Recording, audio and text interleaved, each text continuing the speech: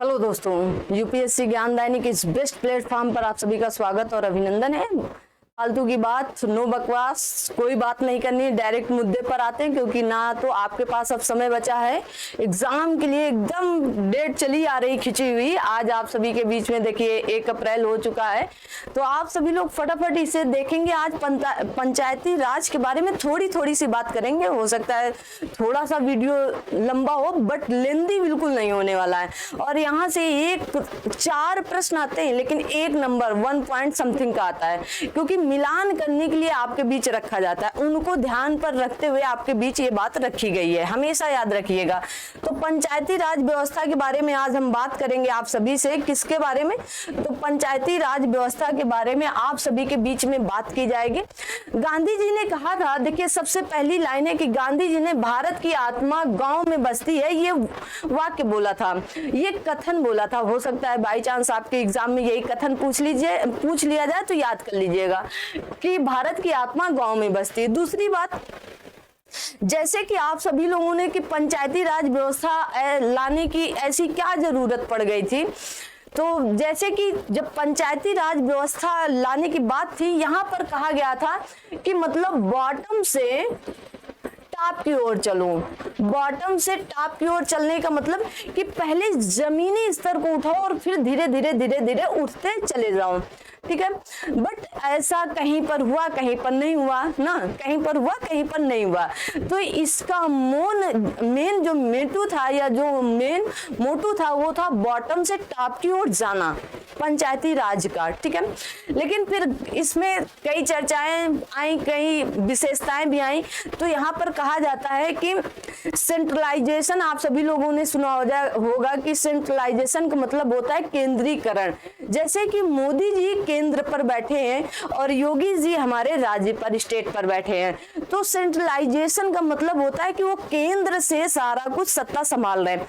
पर छोटे छोटे मोदी और छोटे छोटे योगी की जरूरत कहां पड़ी? तो डिसेंट्रलाइजेशन की जरूरत पड़ी। मतलब कि छोटे छोटे मोदियों की जरूरत या छोटे छोटे योगी जी की जरूरत पड़ी हमारे कहां? पंचायती राज में, कि छोटे छोटे स्थान के लिए, छोटे छोटे समूहों के लिए क्या हो? नेता हो, ताकि वो जमीनी स्तर की बात को समझ सके और वहां पर क्या करें?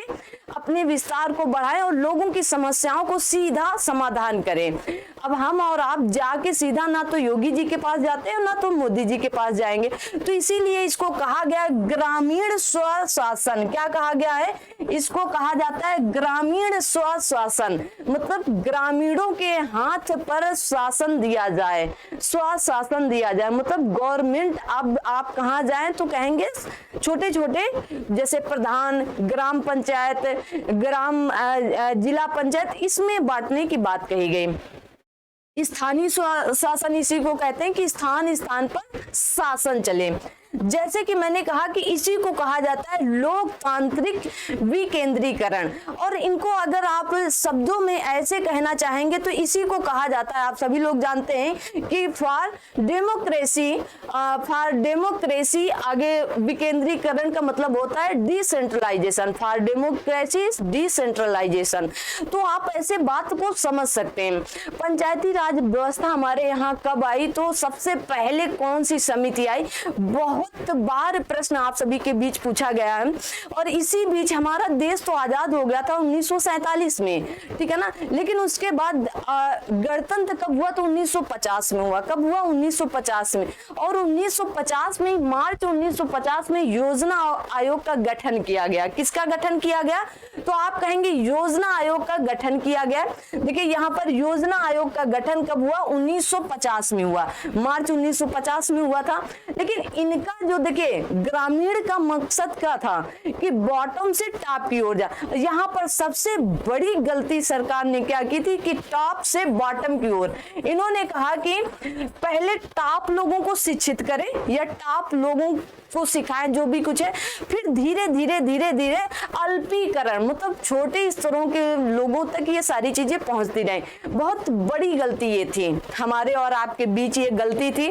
और फिर हमारा जो पंचायती राज व्यवस्था है वो आर्टिकल 200 याद कर लीजिएगा, एकदम रट लीजिएगा, आर्टिकल 243 से 243 ओ, मतलब कहां तक 243 ओ, article 243 A B C D E F G H I J K L M N O तक की बात कही गई है। ठीक है, तो इनको आप देख लेंगे, इतना ही पूछा जाता है आर्टिकल।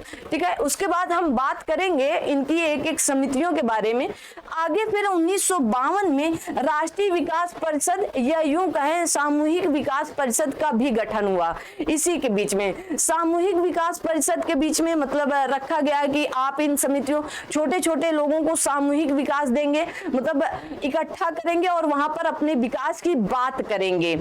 और फिर यहाँ पर जब बात हुई तो यहाँ पर भी क्या देखा गया, टॉप से किधर गए, तो ये लोग टॉप से बॉटम की तरफ आए। किधर? टॉप से बॉटम की तरफ। इन्होंने कहा कि पहले लोगों, जो बड़े लोग हैं या जो लोग शिक्षित लोग, उनको और शिक्षित कर देना, फिर धीरे धीरे वो रस रस के उनकी शिक्षा निम्न लोगों तक पहुंचती रहेगी या बॉटम लोगों तक पहुंचती रहेगी। पर गांधी जी होते तो, जैसे मैं अक्सर कहती हूँ कि अगर गांधी जी संविधान लागू होते समय जीवित होते तो ग्राम पंचायत या पंचायती राज व्यवस्था जो इतना लेट आया था, इतना लेट नहीं होता। खैर वो बात का मुद्दा है।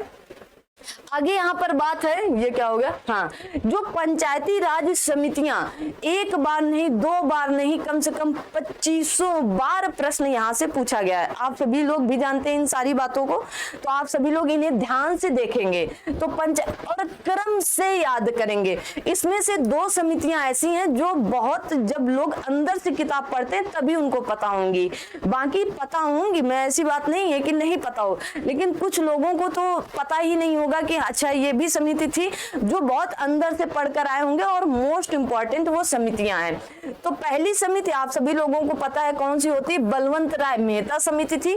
और अगले पार्ट पर अगर प्रयास करेंगे, वैसे तो यहीं से प्रश्न बन जाता है कि ये 3 स्तरीय के लिए आई थी, तो गांव में ग्राम पंचायत के लिए आया था ग्राम स्तर पर, ठीक है ना, और दूसरी पंचायत समिति थी, और कहां पर ब्लॉक। देखिए गांव हमारा जो पर्सनल हमारा जो गांव होगा उसे हम गांव कहते हैं, और हमारे गांव में आपका गांव, किसी और का गांव, कई गांव मिल जाए तो उसी को हम ब्लॉक कह देते हैं। और जिला मतलब कई ब्लॉक मिल जाए तो उसी को जिला कह दिया जाता है।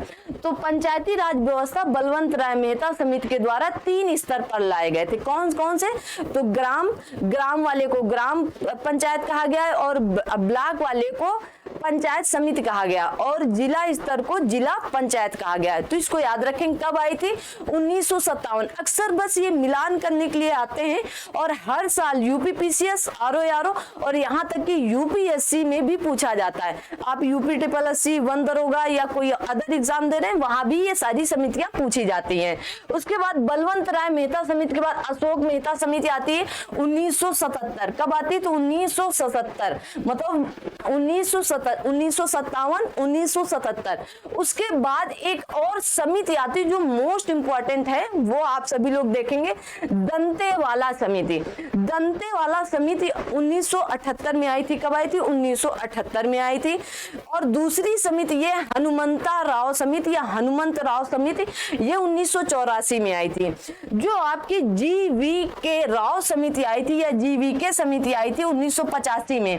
इन दोनों समितियों के बाद ये समिति आई थी, क्योंकि इन दोनों समितियां क्या कर रही थी, इनका कहना था कि जिला स्तर केवल होना चाहिए, जिले स्तर पर बात करनी चाहिए, कोई कह रहा था मंडल स्तर पर बात करनी चाहिए।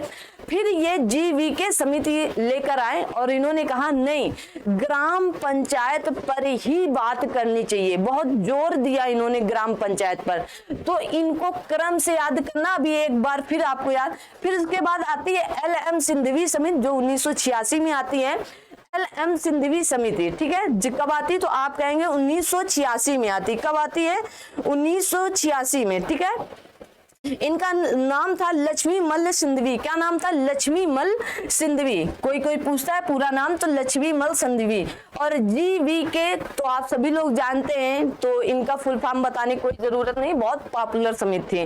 फिर उसके बाद आती है अगली थुंगन समिति। कौन सी आएगी? तो आप कहेंगे PK थुंगन, इनको कहते हैं PK थुंगन समिति आती है 1988 में। कब आती है? 1988 में।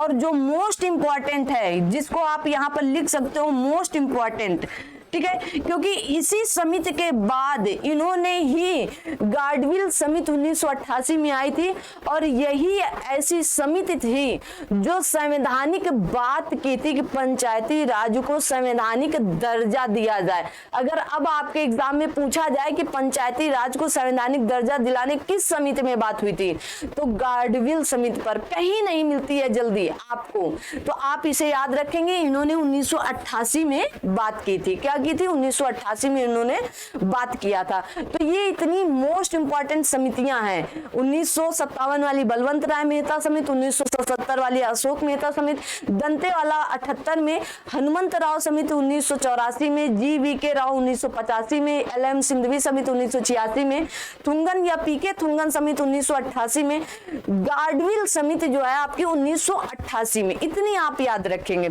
इसके बाद जैसे मैंने आप सभी से कहा कि इन्होंने संवैधानिक दर्जा की बात कही, तो सबसे पहले संवैधानिक दर्जा कहां मिलने की बात हुई, तो आप कहेंगे सबसे पहले संवैधानिक दर्जा मिलने की बात, देखिए मैंने आपको लिखा है संवैधानिक दर्जा, तो सबसे पहले राजीव गांधी 64वें संविधान संशोधन के द्वारा 1989 में ये बात रखे थे, ठीक है ना। लेकिन लोकसभा से तो पास हो गया था, लेकिन राज्यसभा से ये बात पास नहीं हो पाई थी, तो मैटर वहीं शांत हो गया। फिर उसके बाद अगली समिति, मतलब अगले, क्योंकि ये कांग्रेस के थे, फिर VP सिंह जी आए। VP सिंह 1989 और 90 के बीच में इन्होंने कहाँ रखा, इन्होंने भी लोकसभा में रखा कि पंचायती राज को संवैधानिक दर्जा प्राप्त होना चाहिए। पर इनकी क्या हो गई, इनकी सरकार ही गिर गई। क्या हुई? इनकी सरकार गिर गई। फिर लास्ट में आते हैं नरसिम्हा राव समिति या नरसिम्हा राव की क्या आती है, सरकार आती है। ये भी कांग्रेस की बहुत उत्कृष्ट नेताओं में से माने जाते हैं। 1991 में, अब 1991 में इन्होंने क्या किया, पंचायती राज व्यवस्था की संवैधानिक दर्जा प्राप्त करने की बात रखी। और फिर 73वें संविधान संशोधन द्वारा 1992 में इसका क्या हुआ, गठन हो गया कि नहीं, ठीक है, पंचायती राज को संवैधानिक दर्जा मिलना चाहिए, इसको संविधान में इसका एक अलग से पार्ट जोड़ना चाहिए। और जैसे मैंने बताया कि इसको 11वीं अनुसूची में जोड़ा गया है। कहां पर? तो आप कहेंगे 11वीं अनुसूची में जोड़ा गया। लागू कब से होती, तो आप कहेंगे 1993 से ये लागू होता है और इसको 11वीं अनुसूची में जोड़ा गया, जिसमें कितने टोटल विषय होंगे, तो आप कहेंगे इसमें 29 विषय थे। कितने थे? 29 विषय। चलिए इसी में लिख लेते हैं, आप लिख लीजिएगा 29 विषय थे। कितने थे? 29 विषय थे, ये आपको याद रखना है, 29 विषय, ठीक है, 29 विषय थे। अगली बात जो है, ये 60 ट्रिक है आपके लिए। अगर आप इस ट्रिक के माध्यम से याद करना चाहते हैं तो सब कुछ यहाँ पर लिखा हुआ है, आप इसको ट्रिक के माध्यम से भी याद कर सकते हो, ठीक है। तो इसको आप ऐसे कर लो, थोड़ा सा छोटा, और अब इसको क्या करें, ट्रिक के माध्यम से याद कर लें सारी समितियां एक साथ। इतनी ही समितियां हैं जितनी मैंने लिख रखी है, बस इससे ज्यादा या इससे बाहर कभी नहीं है। बल अशोक दंत हनुजी लाल थुंग गाडगिल या गाडविल थुंग गाडगिल राज VP नरमे, ठीक है, बस इतनी ही है। संवैधानिक दर्जा तक इसमें बात कही गई। बल से बलवंत राय मेहता समिति 1957 में आती है, ठीक है।